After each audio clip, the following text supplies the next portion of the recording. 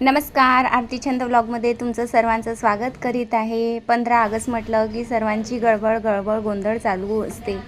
आदल्या दिवशीच मी सगळे युनिफॉर्म प्रेस करून ठेवलेले आहे. सॉक्स, मोजे सगळं रेडी करून ठेवलेलं आहे, जेणेकरून सकाळी घाई होण्याचं काही कारण नाही. कारण तिघांनाही जायचं असते सकाळी. सगळे युनिफॉर्मला पण मी प्रेस लावून घेतलेला आहे. जानूताईचं युनिफॉर्म थोडा ओला आहे, तरी पण म्हटलं प्रेस लावून घेते, म्हणजे छान गरम गरम तिची प्रेस छान होणार. मग त्यानंतर सोबत जन्माष्टमी पण येऊन राहिलेली आहे, त्यामुळे ह्या लाया आणलेल्या आहे. आता सगळे कामं आवरून झाल्यानंतर यांना मी साफ करून घेणार आहे. 15 ऑगस्ट म्हटलं आणि पाणी न आलं असं कधी होणार नाही. नेहमीप्रमाणे या पण 15 ऑगस्टला पाणी आलेलं आहे.